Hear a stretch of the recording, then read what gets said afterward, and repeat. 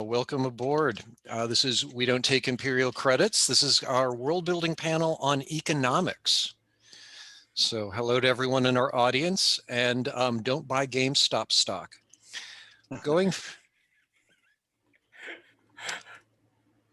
from that, I'd like to just kind of go in order on the screen. Please introduce yourself and tell us a bit about what you write, and then tell us about your current work, starting with Diana. And if you can, post links in chat.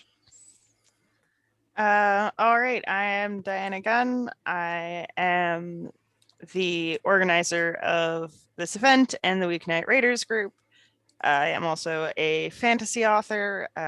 Currently, I have one book out, and unless barring something terrible, my second book, Moonshadows Champion, is set to come out in October. And I also create free resources for authors at businessforauthors.com because I believe in subverting the economy of capitalism. Okay, Stephen. Excuse me. Hi. Other Stephen. We're going to have to work this one out. Hi, I am Stephen Graham King. I am a queer crip writer of space opera, very specifically queer space opera. I'm known primarily for my novel Chasing Cold and my series, the Maverick Heart cycle. 3 books out now, and the next book, Ghostlight Burn, will be released later on this year. And Dustin. Hi, Dustin Cummings, based in New York, New York. I write sci-fi fantasy, more verging on the fantasy spectrum. My series is Exiles of a Gilded Moon. The first book was published with Shadowspark Publishing, Empire's Wake, this past November, and the second book will be published this September. All right, next up, Jasmine. I'm Jasmine Gower. I am pronoun indifferent, so any pronouns are fine. I'm a fantasy author and freelance editor, and my debut novel, Moonshine, was published by Angry Robot, and I've got another book on sub right now. Awesome. So, for everyone participating, feel free to post your questions in the Q&A, and I'll relate them over time. And I've got some starting questions. I'll throw it open. So, why are writing economic systems important to you at all? Who would like to go first? I can go first. Mm-hmm. So admittedly, it wasn't something that I thought about at first because I very deliberately built characters who sort of existed outside of the normal realm of money, you know, people who my first book, Keeper of the Dawn, which is currently unpublished, and I'm hoping to do something about that soon. The main character starts out, you know, she's lived in a temple her whole life, and she spends the majority of the story living in one temple or another, or on the road. And so she doesn't really interact with those systems as much. But I recently embarked on writing a 6-book series, and, you know, it spans a whole continent, and there's wars, and if you're having a war, there's a lot of economics that you need to figure out to make that work. Who would like to go next? Sure, I'll go.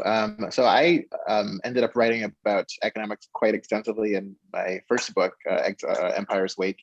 And again, I didn't necessarily choose to, but it just kind of happened, so to speak. You know, as we all know, you know, economics is a part of every human culture. You know, be it bartering cowrie shells to trading, you know, Bitcoin. So it really can reveal a lot about a culture.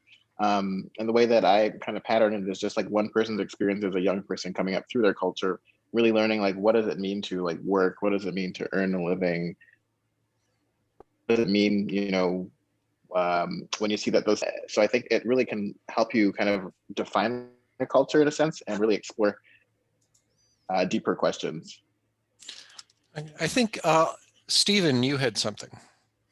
Yeah, I mean, going off of what Dustin said, I think it's something very basic, because at its heart, people have things and people need things. And then when we get past people needing things, then people start wanting things. So there's this sort of underlying underpinning of who has the things, who makes the things, how do you get the things, how do you get the thing from the person who made the thing or has the thing, and that is underneath everything that happens.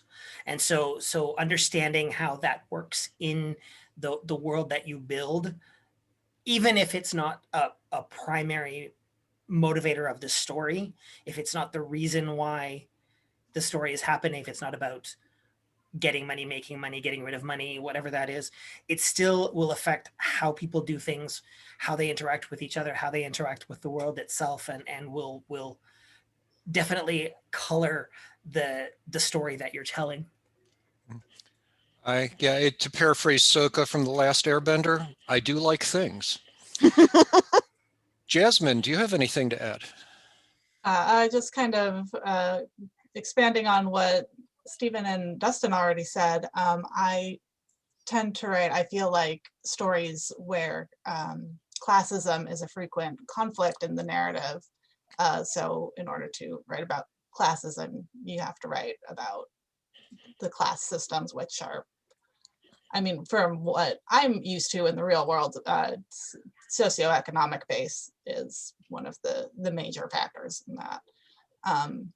And then further expanding on what I write about from the real world, like I'm writing books for a capitalist market in a capitalist society. So it's kind of hard almost to imagine, I don't know, maybe I need to try harder at being a fantasy author to imagine something, a system beyond that. But that's definitely, as Dustin was saying, I thought that's a very familiar underpinning of so many cultures just in the real world.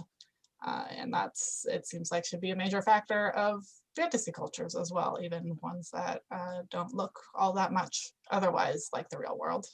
If you want a great example of a society that exists without money, I highly recommend reading the book Woman on the Edge of Time by Marge Piercy. If you were at my last event, you know that I recommended this book on pretty much every panel I was on because I am on a lifelong mission to get everyone to read it. It is like the most underrated 70s sci-fi. It has fascinating ideas about how we can live beyond class. Okay, I'm gonna check this off the list, Diana. You've promoted it for this panel. I forgot to add myself. I'm Steve Savage. I write both world building advice and I return to fiction with techno fantasy. And I want to build on what Stephen said is I think economics are really just part of everything, but it also fascinates me because it's unexplored. So one of the first things I did with my setting was realize I have to write a setting that does not have the words capitalism, communism, or socialism. They don't think like us. And that was useful. And I think it's useful to write economics because bluntly, most people suck at it. So if we as writers think about economics, we become better people, better writers, and our audience thinks. But all I have to do is try to time travel and explain to my past self someone crashed the stock market with GameStop purchases to realize I don't know a lot. Try to explain Bitcoin to yourself 30 years ago. So explain Bitcoin to me now. It's like if idling your car did Sudokus you could use to buy heroin. But that makes about as much sense as what I already knew about Bitcoin. But something sensible we have is Miranda in our Q&A. She asks, I don't know anything about economics. Do I? Do we need to know about economics to be writers? Who would like to go first? And jump off of that because I also don't know anything about economics. But as we've been saying, it's a pretty basic element of world building. So, you kind of have to engage with it.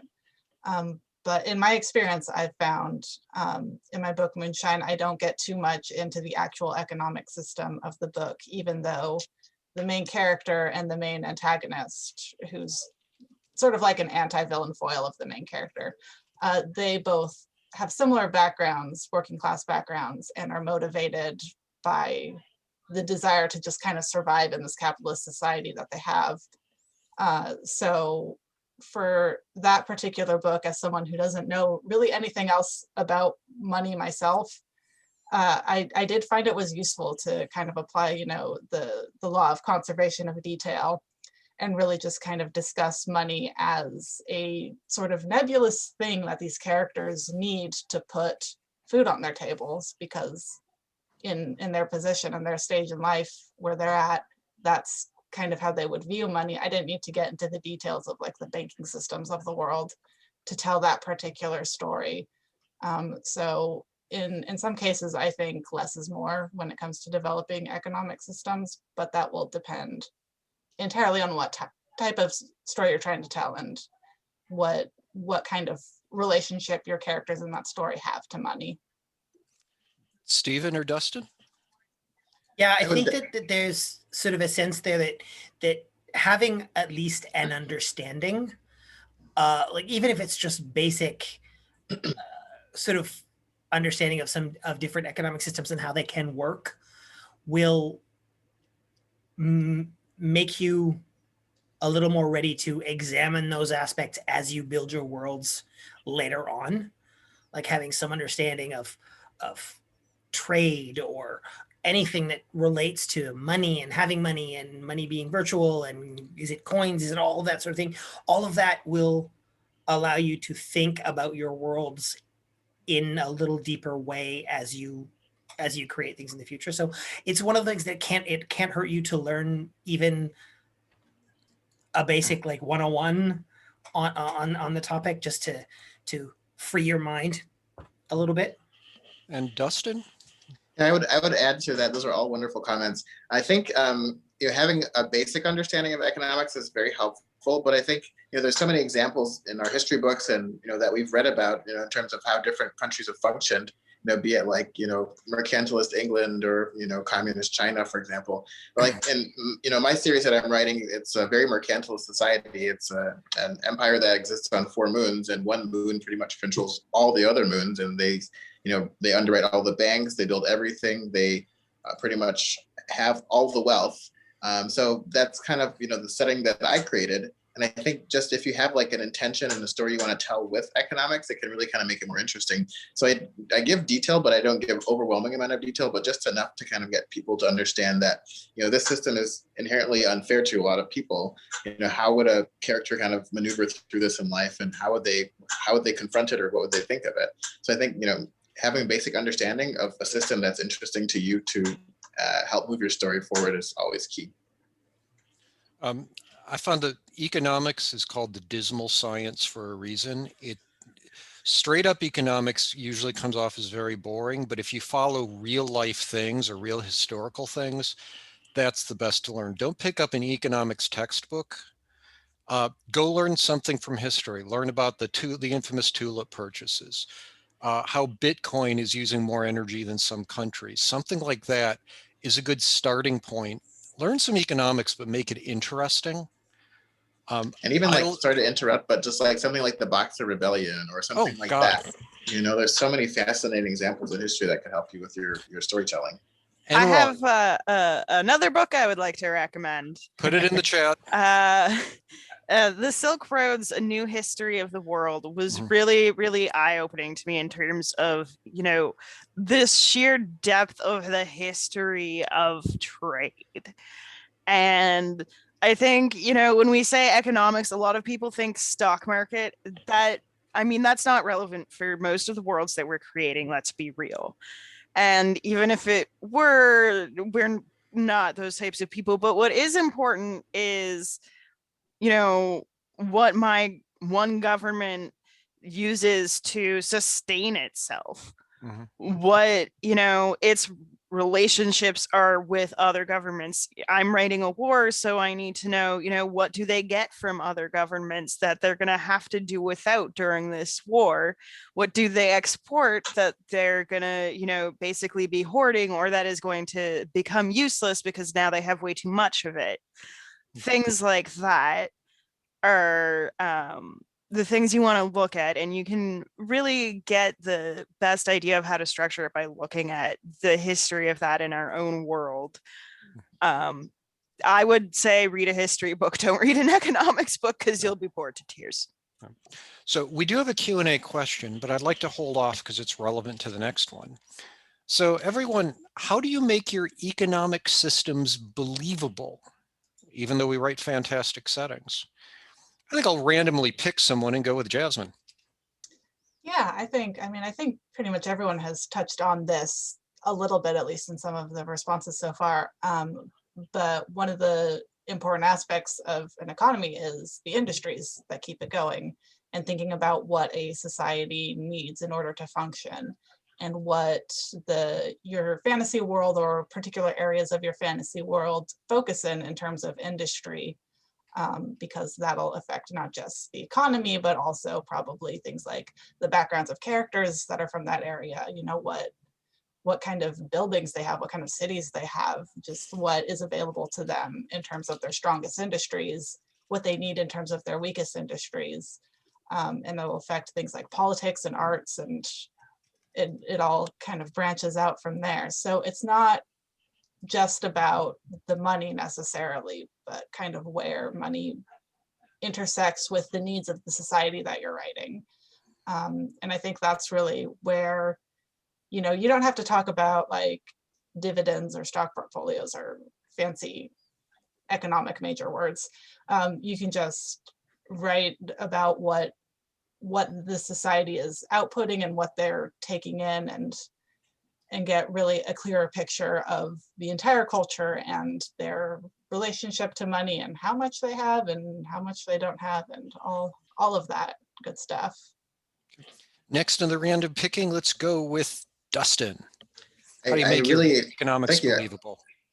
So I really appreciate the previous comment that she made. It was in terms of talking about the weakness of economies and how that can, drive the story forward. And, case in point with my book, I do talk about, this realm in which the main character lives, but the big crux of my story is their realm gets invaded and they all get enslaved. And it's due to another outside external power, which has a weakness in its economy, labor. So I think, if you can, highlight those different interests and, through historic example, lack of labor, lack of resources, driving, cultures to modify their economy to do things that ordinarily, wouldn't be seen in other circumstances, it can really make it believable. So I think that's, using real world examples and just kind of altering them to kind of tell the story in your fashion can really make it seem believable. Now, next up, let's go with my fellow Steve before we find three other Steves and form Voltron. The couple of things that came to mind for me were, number one, looking at it in terms of what it means to the story. Like, this is a gross oversimplification, but I'm thinking along the terms of, is this a system that you intend people to look at as aspirational? Is this a system that you're presenting to say, things would be better if we did this? Or are you looking at it in terms of, is this something that you are warning people against? So that can be, like I said, it's a very simplified look at it, but what does it mean to you as a story element? And the other thought that came to my mind was one of scale, is acknowledging the scale that it exists on, because an economy in a village of 50 people is going to be very different than an economy on a planetary scale, on a multi-planetary scale, on a galactic scale. Those are going to function in incredibly different ways. And so understanding what the size can mean in terms of how it functions and who does what and how it gets around and all of those things will help you understand what you're trying to get across, I think. Diana. Sorry, I was paying too much attention to Stephen. Repeat the question? How do you make your economic system believable? My silly answer is that I tend to just default and I make the main fantasy culture of whatever world I'm in really good at breeding horses. Please tell us you don't default to gold pieces because we're going to have a talk about physics. Uh, when now I'm scared. I wasn't aware that I was supposed to consider physics in my economics. It's a joke that most gold-based economies are basically people having to wear hernia belts all the time, carrying around all that gold. Yes, that is fair. I do tend to, I have coins. They're gold plated usually.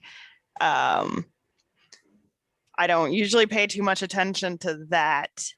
I don't detail the cash transactions that occur.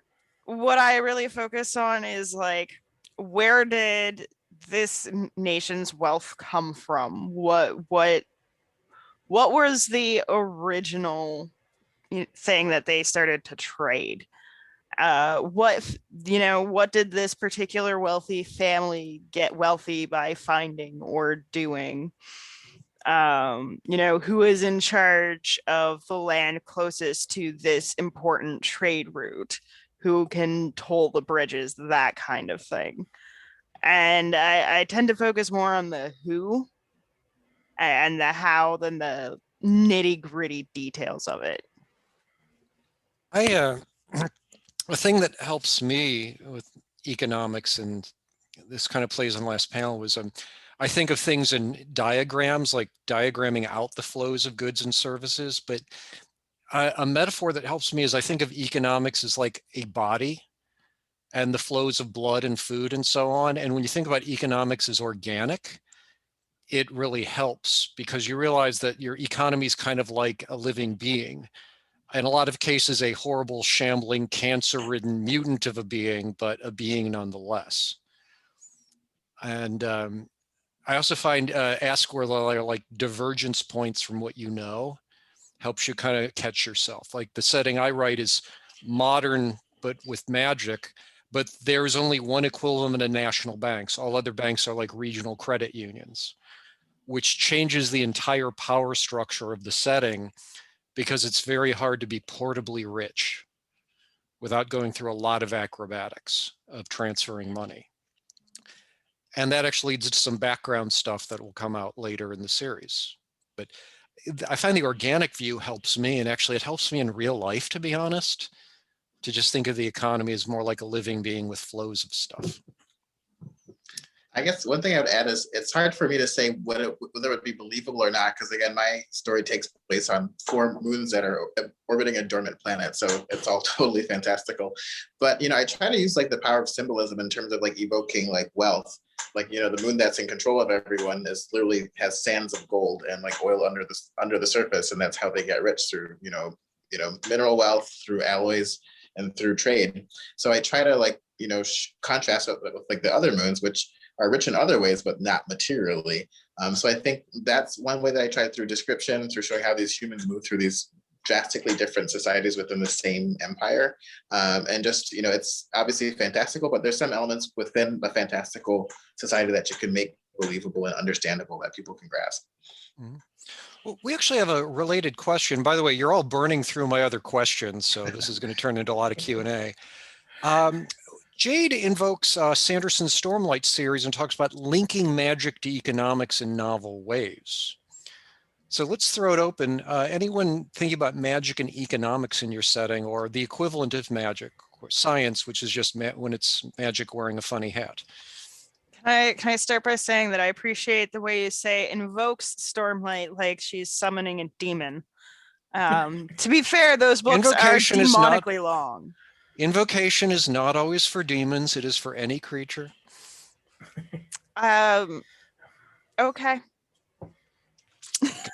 Gotta defend my angels in the circle there. Don't me break out my Key of Solomon. But just seriously, what about magic and the fantastical affecting economics? So in my world, Moonshadow, one of the things is the magic is fading, but there's a heavy reliance on magic for power. And, Moonshadow specifically is cursed, so the undead rise, which means you need specialized enchanted weapons to kind of deal with that problem because, killing them the normal way obviously doesn't work. So as magic has faded, those people have become in incredibly high demand. Those objects have become more expensive. And I have little details, like in one scene, a character notes that a pub is in a part of town that used to be wealthy. And so when it was wealthy, it had fireplaces because fireplaces were the thing you did if you were like wealthy and you could afford to like waste wood. And now it uses fireplaces because this is the broke side of town now, and magic is the expensive thing. Who would like to go next on magic and economics, or magic alike? I'd say it's interesting. I mean, there's so many good examples, as like Diane mentioned, how you can use magic in economic systems. And like from my background, like, in the Villagesian realm of, that's pretty much, that's the setting of my book. Magic is something that people read about in textbooks, but it doesn't really exist in the real world. Like no one they know knows about magic, and it's quite a discrete and scientific based society. They are superstitious and they do, pay attention to the stars. But there is a race of people who, were dispossessed of their moon, and they have been exiled, so to speak, hence the title. And they are purported to have magic, but no one has ever met any of these people. They live kind of an isolated existence. And as the series moves on, they're more introduced into kind of the main character's orbit. But in terms of economics being part of a magic system, in my book, not so much, but it's definitely an interesting question. Yeah, I was, yeah. sorry. No, go ahead, Steve. In this is in terms of like science and science being magic. In my series, when it started out, there was, faster than light drive because I needed people to be able to get from planet to planet. But in the second book, I introduced the concept of a stable wormhole. That was so I've basically, for like three books now, we're getting into the slow rollout of this new technology, and so that there's this divide between who has one and who has, and how we access the other, and looking at it in terms of what does that mean to cultures when there is this sudden sea change in how people do things.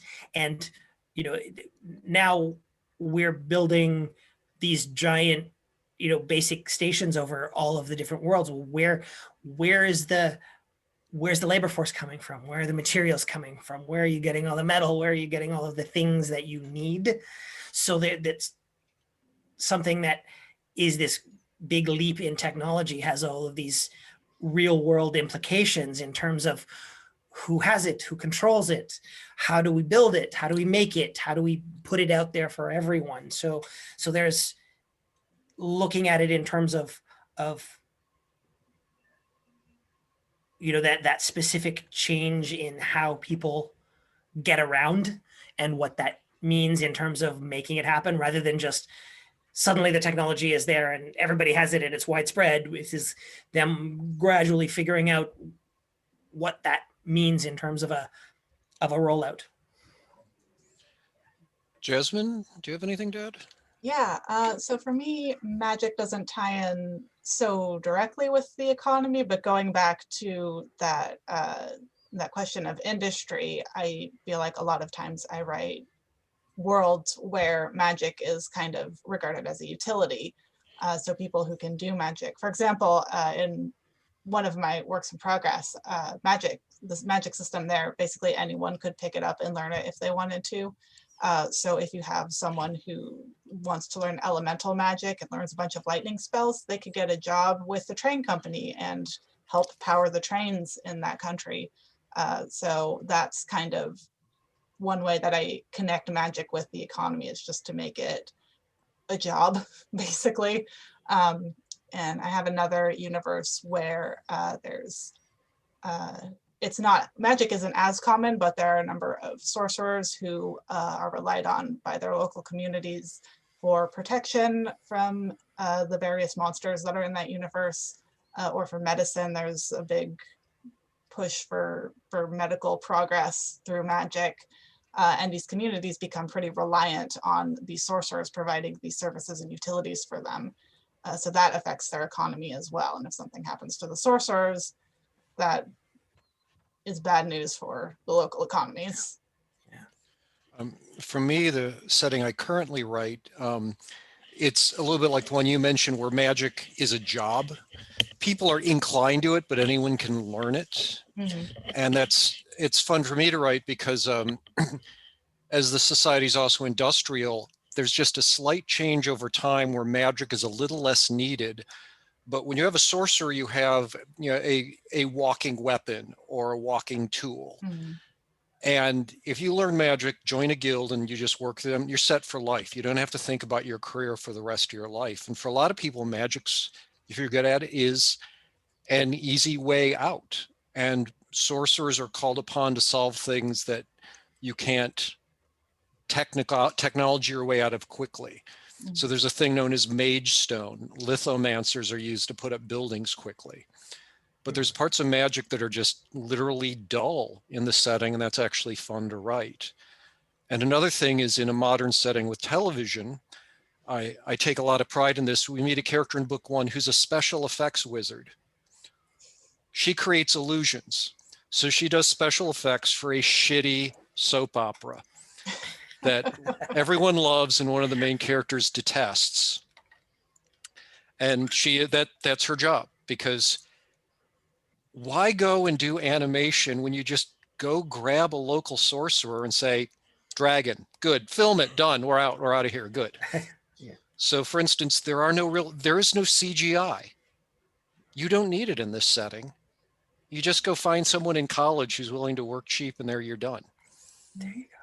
But I think it's fun to also explore that. Like, you throw lightning, what do? I don't know. I'm an exterminator. I'm a party entertainer. You could do so much crazy stuff with magic and economics. Yeah. One character, character of a necromancer, he's used by the city he lives in for mortuary work. There's a great line where it said, well, you can laugh at me, but when some guy dies at the top of a crane, he's not coming down under his own power. So he literally will walk the dead out of where they died, or, he'll be used for checking on the causes of murders. And he's a very nice guy, but his job is because dead bodies are hard to deal with. You had something there, other Steve? Fellow Steve. I was going to mention that it's not my work, but I'm reading right now the last book in Alex White's Salvagers trilogy. And it's a far future technological world which runs on magic. So the technology and the magic are interwoven. And there's one character who basically has been born without the gland that allows her to do magic. And so she's perpetually running up against all of these things that she can't do in the same way as other people. The money is tracked electronically, it's all credit, it's all bank balances, et cetera, virtual money. But the way you access it is magically. So she has to have this little prosthetic crystal that allows her to access her own funds as a type of prosthetic. And there are other instances where people have been injured and, they have these swanky magical prosthetics that work wonders, but she's relegated to an old mechanical arm, so that there's this very specific sense of technology and magic specifically working together in terms of the world, and specifically in terms of the economy and how money works as well. So excellent Sounds answers, great. everybody. I live near Netflix, so after this, I'm going to go over there with blackmail material and have a little talk with them. So I'd like to ask a question. Now, we had some great discussions, and you've all answered. You've burned through 90% of what I'd planned to ask already. But here's a good one. Now, as we've established, economics is not always fun to read in real life or in fantasy. How do you avoid overdoing it? How do you talk economics without boring, distracting, or confusing your audience, no matter how complex your setting is? And I think let's call Diana. How do you keep it from becoming boring? And I do was really horses hoping it could be the do last one on horses- this question. just say horses?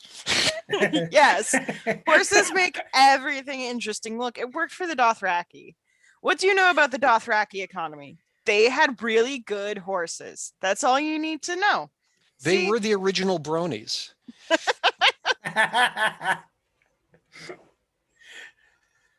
So uh, go ahead, Steve. I think honestly that, like anything in terms of world building, it's the old adage, show don't tell. You know, if you were writing a book set in modern day, you wouldn't write, I reached into my pocket and pulled out the small circle of metal, which is as has been assigned a value, which was equivalent to the purchase which I was making. So, you know, you don't do that if you're writing ordinary things. So you show the effects, you show how people interact with the system, you show, you know, what it means if you suddenly don't have enough money, or that this, you show how it affects people and it affects their decisions and affects what they're doing. You tell about it around the actual details, so you're not describing what's going on, but you're showing the characters in relation to that economic system that you have created, I think is the big thing. So to keep it back and just let us see through that narrow kind of window that you would do with most kind of details in the building of a world. Would anyone else like to talk about not talking about it too much? I'm not sure how that works, but Yeah, I can. So I found what's useful is talking about terms in wealth, not necessarily in terms of minted currency, but other markers of wealth that people would recognize just reading about it. One of my books, part of the story is the characters coming into a large amount of money and then also a house. So that kind of very millennial take on like an award for a reward for going on a grand adventure is getting a house at the end of it. But that's kind of the marker of like, hey, this is how the characters have been handsomely rewarded, is not just in terms of this made up currency, but also this very concrete idea that any reader would recognize. But even in terms of the made up currency, when they come into a bunch of that, because these characters are also not familiar with the type of currency. There's a whole scene where they're asking another character, but it's like, how much money did we actually get, like in words that we can understand? And so the other character explains it to them. It's like, well, this, you know, X amount of this denomination is worth a dozen eggs. So you've got like 400,000 eggs now. And they're like, wow, that's too many eggs. But that's kind of one trick that I use, is comparing things to more mundane objects, going back to that idea of like what people need. It's like, well, I don't necessarily know how much like $1 really is worth compared to €1 or whatever, but I know what an egg is. So that kind of makes sense in those terms. anyone else want to go or determine how many eggs can be used to purchase a horse? One thing I would add is those are all excellent examples. I think at least the way I try to show it without speaking about it is, you know, make sure your character experiences like the whole spectrum of it in their society. Like, you know, they could be from one station, but they should be able to have experiences with people from all stations in the economy. So like in Exiles of a Gilded Moon, the main character, Darshima, he comes from a very working class family, but he has to get a job, and then invariably he makes it to the capital of the realm, and he, you know, actually sees what stupendous wealth looks like, and you never have to want for anything. And yet in the same city, he sees people like, you know, begging for change. So like having the character really see the extremes of their own economy, and just kind of using those signifiers, be it fashion or, you know, lack of clothing, or, you know, the condition of things, that really can say it without really having to write it out. I do love, oh, sorry, go ahead, Diana. I think that fashion and food are really good signifiers of wealth other than currency. You know, like how no matter how much you spend on a meal, it's you can only like make eating it take so long. You know, you can only stretch out the eating process for so long. So like the amount you're willing to spend for that finite like moment of joy says a lot about how much money you own. The amount that you invest in your clothes, and you know whether you invest in nice clothes once or you're always following the latest fashions, that says something about the money that you have access to. I agree on that. Some signifiers are always good. I do like building economic systems, but then there's the question of what you know and what you show. And the usual rule I have is no 10% more than you think you'll need, just in case. Build a little extra, but then only show what's important. I agree with everyone in the signifiers, like the main characters of my story, Marigold and Scintilla, who can best be described as modernized version of adventurers. We're here, there's something dangerous, go stop dangerizing it. You get paid for it. But you start realize like they live in what is basically a giant studio. One of them usually uses used clothes. They're both very frugal, but their taxes are high in this setting. And what you start piece together is they're people that could live like a sort of a middle class existence, but they're saving as they work on their careers. It's just kind of interesting to throw in those little bits about the setting that very much values recycling and reuse. But when they get a chance to make a lot of money, I context, you know, this amount, 100,000 marks is a lot. It's equivalent to a year's pay. And then one of them starts calculating the tax burden. That's all you need to do to see that, like, you know, just knowing magic and blowing stuff up doesn't mean you're rich, you're a tool. It was kind of fun to write that. Just what are the living conditions like? Like, I live in the Bay Area where a good cardboard box is like $500 a month. Thinking about like just clothes and everything else, I want to bring up like, where does your character live? Like if land is cheap, a big area is nothing. But a crappy apartment could be a sign of wealth, and that varies too. The living space is a big issue with me because my settings are very urban. And my being in Silicon Valley has been very traumatizing when it comes to rent. So, yeah.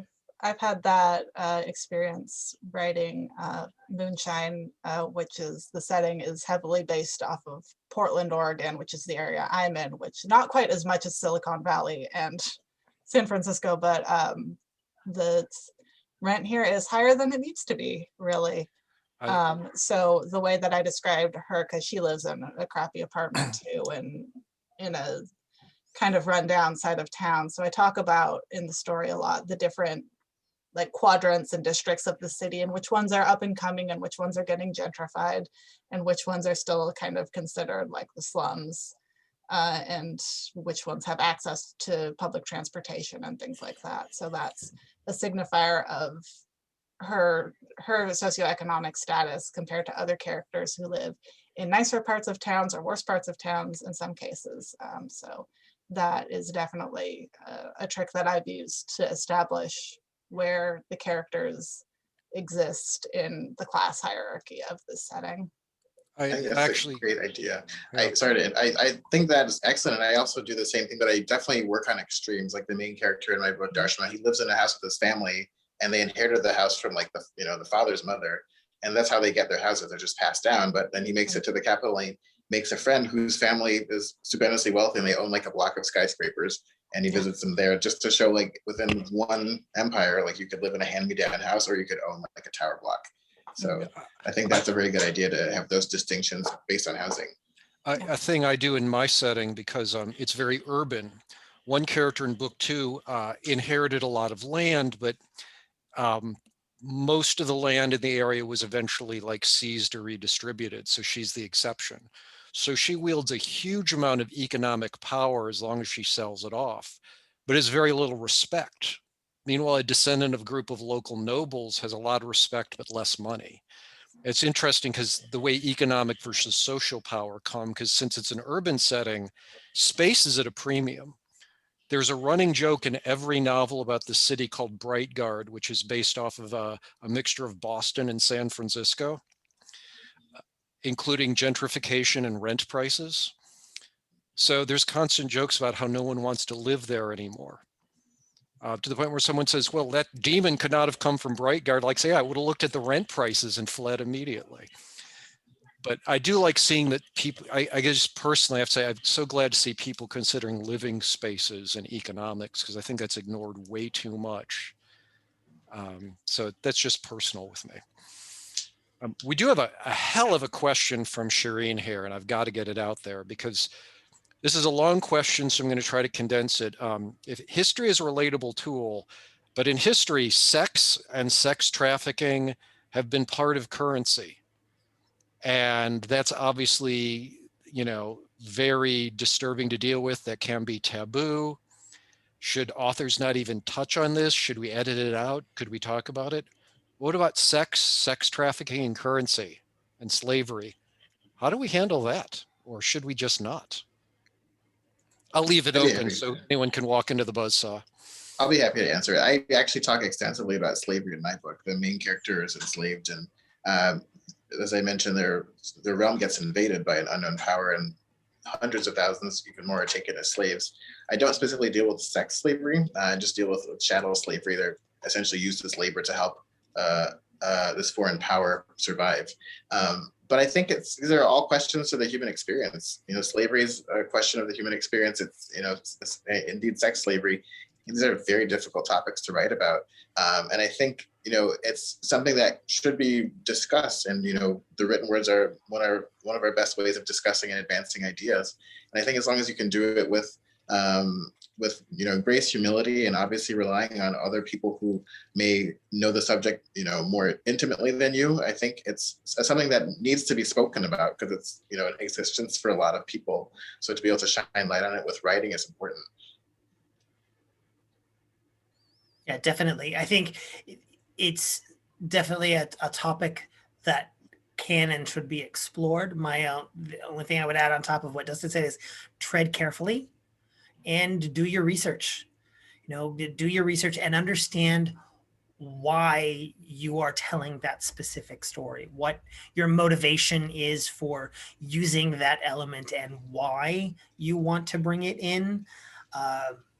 And ensuring that you are doing that in good faith to the story and to the ethics of what you are writing about.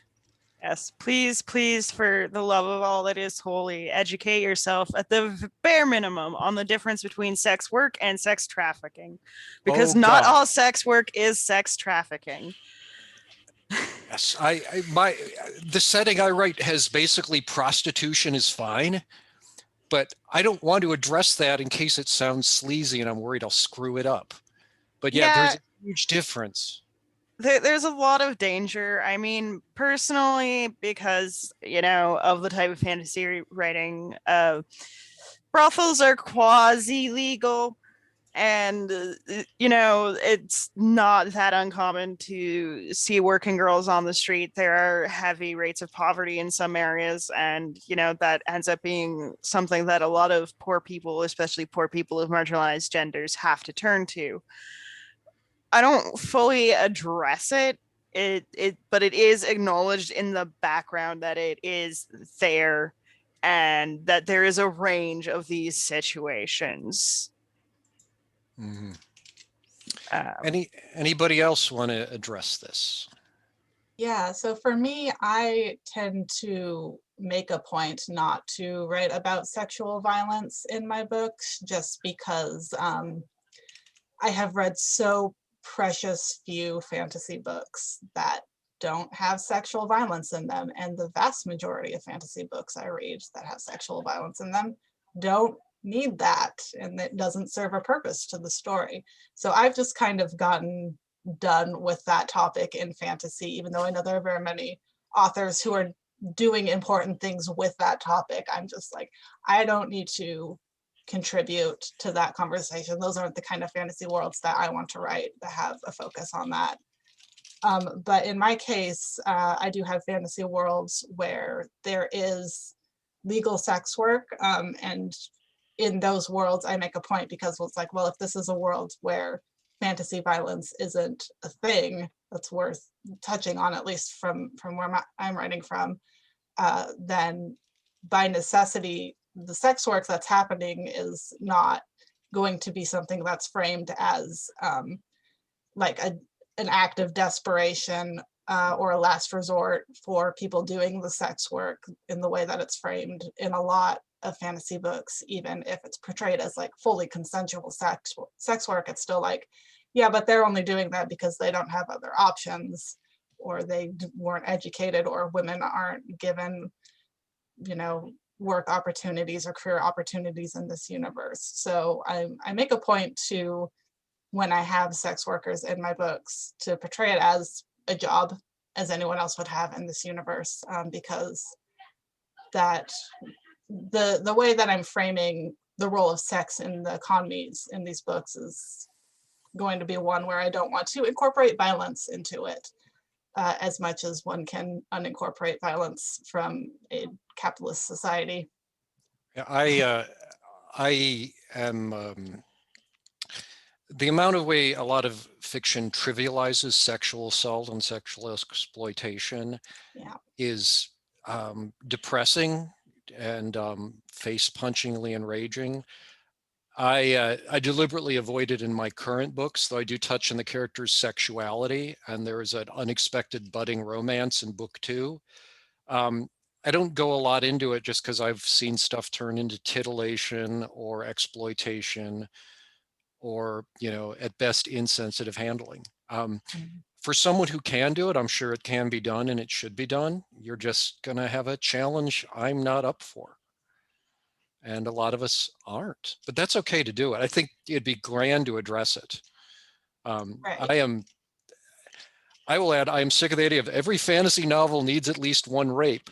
No, it actually really doesn't. That's kind of where my policy Stop. is reacting from. Like, I agree with Dustin that there is definitely a need for these conversations in speculative fiction, but the way that fantasy kind of as a collective historically has decided this needs to be in every book for no reason is like, what?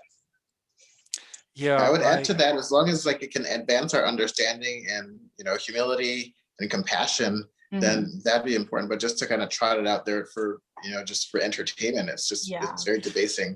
I've seen it too much just purely for shock value and with no intention of commenting on the universe or how it even affects the characters who are victimized by it. It's like, this is a sensitive issue to me because of my background is actually psychology, which included some criminal psychology and interest for a while. I'll leave it at that. It was enlightening. And no, I think bluntly, a lot of that's just included for titillation. And the danger we face when we deal with the sexual economy is that we are drawing often upon a culture that treats it as titillating and not really horrible. And that is a challenge we will have to rise to, but some of us are up for it. We are, by the way, coming up on the end. So we have just been going crazy with this. So I'd like to go to closing statements. Everyone do a closing statement and in the various channels, promote your work. Everyone else listening, buy everyone's work. Everyone that knows someone at Netflix or a animation studio, talk to them. They recommend Studio Trigger. So let's go with fellow Steve. Give us your closing statements and pitch yourself. Oh, thank you, everybody. That was an amazing discussion. You can find me online, stephengrahamking.com. All my social media is there. Some examples of my photography, some other writing, information on all the books. Please feel free to reach out through any of those channels. I would be happy to talk about economies and world building and queerness in writing and anything that you want to chat about. So by all means, look me up. All right. Jasmine, let's hear from you. Yeah, you can find me. I don't remember if I said this all at the top or not, or if that was the last panel I was on. But Say it again. Pitch your book. Okay, yeah, my book Moonshine, published by Angry Robot. You can get that wherever you can get books. I recommend bookshop.org. It's where I've been getting a lot of books during the pandemic, so I don't have to leave my house so much and read some books. All right, next up, let's hear from Dustin. Dustin, give us the final pitch. Great. Thanks so much for bringing me onto this panel. So you can find me at dustinrcummings.com. My book, Exiles of a Gilded Moon, Empire's Wake, is available through Shadowspark Publishing. You can also find me on Shadowspark's website. I would say, with economies in your fiction, just make it interesting, make it help tell the story, and give your story depth. I think those are the biggest things you can accomplish. Thanks again for the time. Okay, then Diana. All right.